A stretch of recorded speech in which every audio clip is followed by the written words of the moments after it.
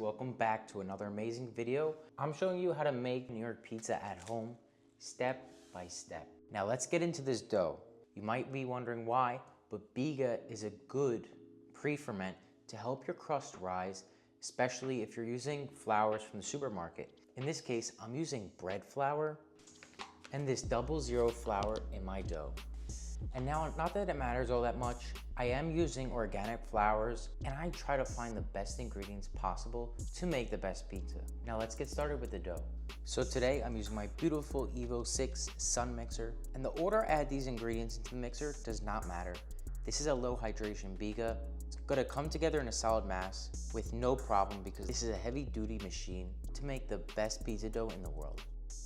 I'm adding in 200 grams of 00 flour, 100 grams of bread flour, 1 gram of active dried yeast, 7 grams of sugar, and then 140 grams of room temperature water.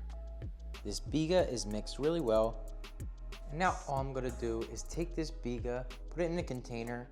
I'm gonna let this thing ferment at room temperature for 12 hours to get flavorful, and then pop it into the fridge to ferment another 12 hours, cold ferment. So a total of 24 hours before making your final dough. If you already checked out this recipe, this dough actually has a little bit of sourdough in it as well to give it strong bread flavor. And look, I'm not perfect. My sourdough is all liquid, but I'm actually gonna show you a way how to revive this thing for the next day to make your dough. So for those of you wondering, I actually use all-purpose or any type of white flour. Bread flour, 00 flour, doesn't matter, but this is my base flour I feed my sourdough. And it's quite simple. From the fridge, you don't wanna throw out that water that's left on the top of your sourdough starter. Instead, let's go in with equal parts water to flour. So I'm gonna start by adding 2 tablespoons of water. Now I'm gonna show you my trick. I actually like to close the lid, give it a nice vigorous shake, and what this does is allow that sourdough to disperse through the water, allowing us to now add the flour on top. So we're gonna go in with 2 tablespoons of any white flour. Just give it a mix.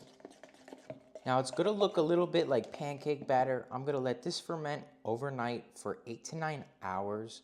And then tomorrow I'll even refresh this sourdough starter again.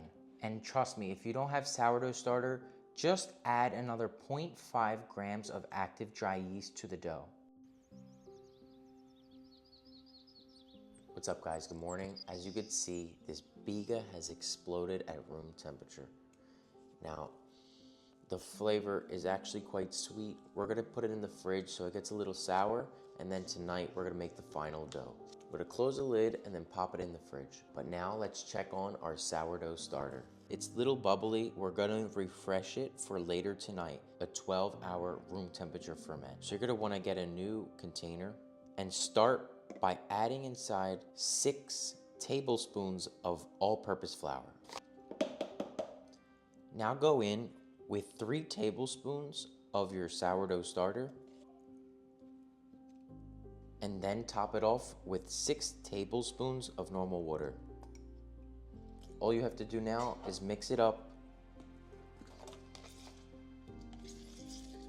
And I'm gonna store this on my countertop for 12 hours until we make the dough. So now our Biga's in the fridge getting nice and cold. The sourdough's fermenting. I'm gonna see you in 12 hours tonight when I start to make the dough. I'm back. I wanna show you the activity. Now, as you can see, this sourdough starter is super active, and I'm only gonna need around 50 grams of this. So right here I have 40 grams of water and 12 grams of olive oil. And I'm gonna be adding the 50 grams of my sourdough starter. Now you know your sourdough starter is good when it floats. Oh yeah, and check out the Biga that I took from the fridge. Now into the mixer, I'm going in with this beautiful Biga and breaking it up into bits. Give it a smell. It smells like a sweet but sour alcohol fermented flavor. For me, it smells like Italy, and it reminds me of making focaccia almost every day in Puglia. Make sure you get every bit of this Biga because that's the basis of our dough. Now we're gonna go in with the olive oil, water, and sourdough mixture. I'm adding half of it. So there it is. And then we're gonna go in with 7 grams of salt. And now I'm gonna start to mix it on a low speed. As you can see, the dough's starting to come together. I'm gonna add in the rest of our liquid.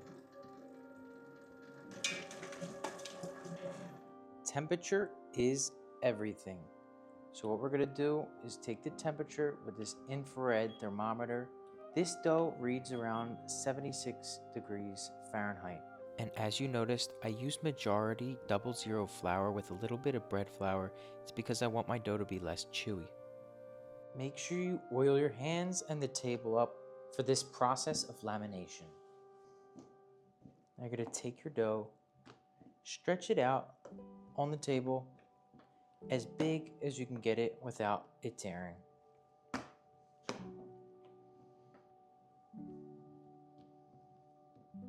Just look at that window pane.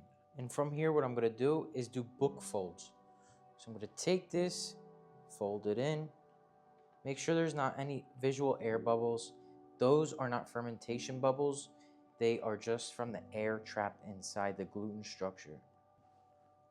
Boom, boom.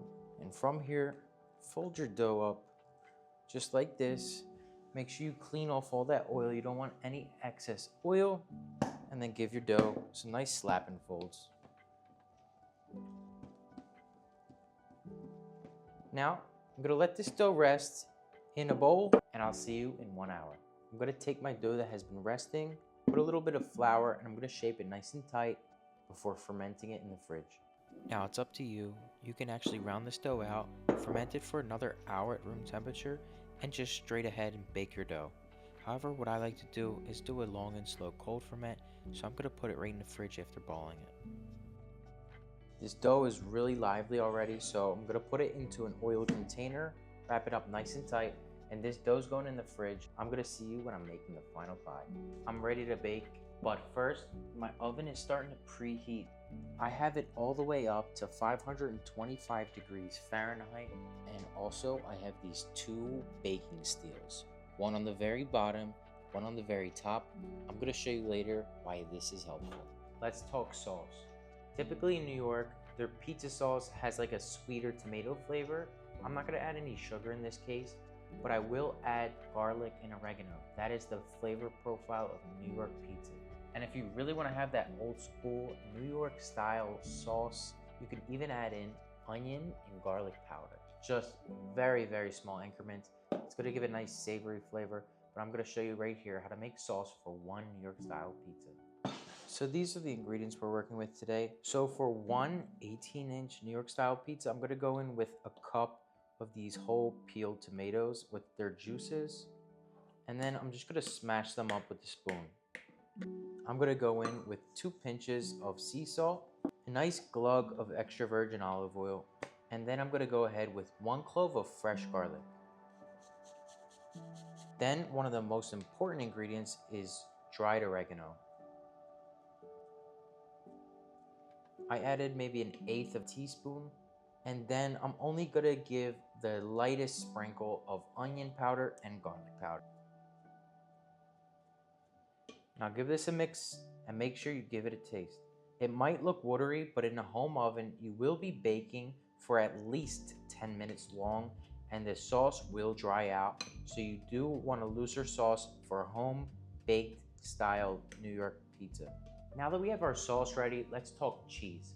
All New York style pizzas, I will be using a mix of low moisture mozzarella and a fresh whole milk mozzarella. In this case, I have that typical pizza blend cheese that you can find at the grocery store, and I'm using about a cup. And then I have these whole milk mozzarella pearls that I love. This is around 1.5 cups, and later I will be topping my pizza outside of the oven with fresh grated Parmigiano cheese and chopped basil. But for my favorite part, let's get into stretching this dough. Took it out 1 hour right before I'm starting to stretch it as the oven is preheating, and it's perfect and fluffy. If you guys only smelled this dough. So yes, I got my little flour mix here. If you haven't checked out that video, you need to go deep diving into my older videos. I have all the information for you guys.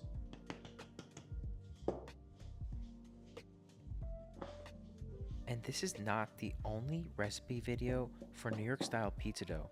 I also have a 3-hour New York style pizza dough. I have another Biga one.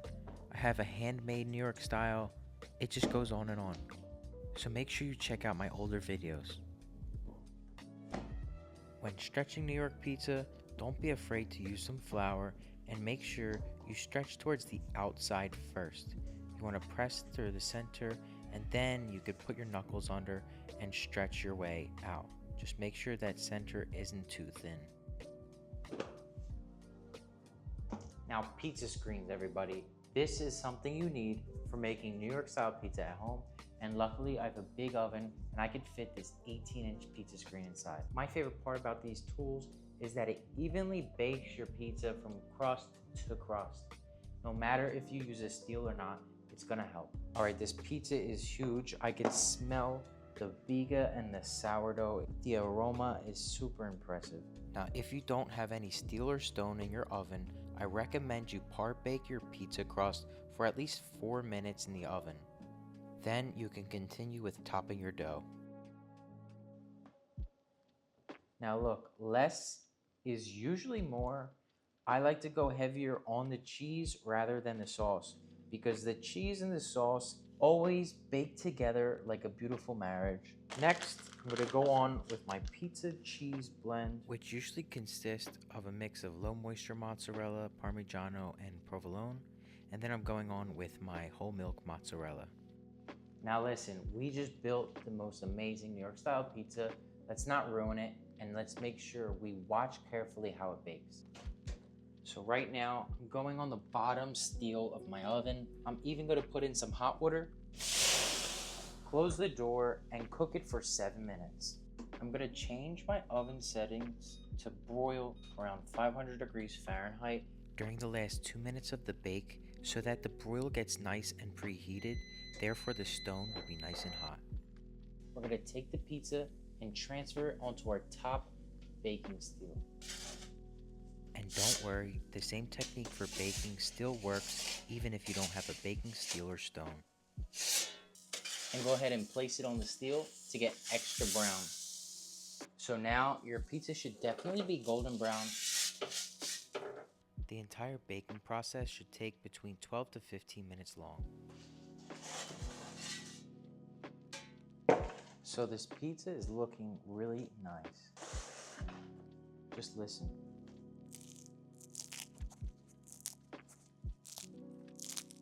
So how I do it, I cut the pizza up first, then I'll garnish it.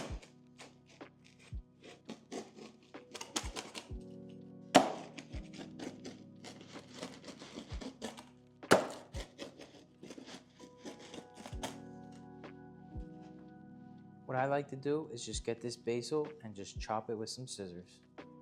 The legendary DeFaro's Pizzeria in Brooklyn, they use this technique, and that's where I got it from. And now for some shredded Parmigiano.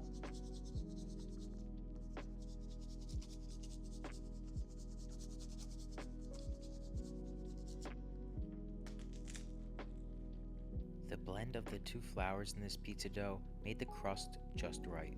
It's got a nice sturdy crust.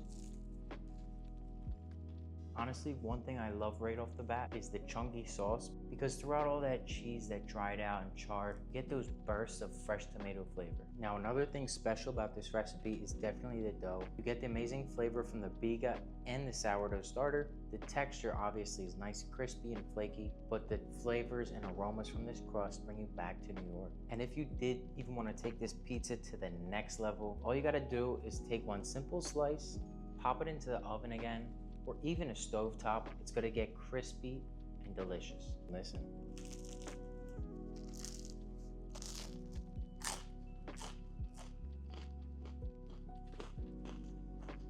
So thanks for watching this New York style pizza video. I'm gonna see you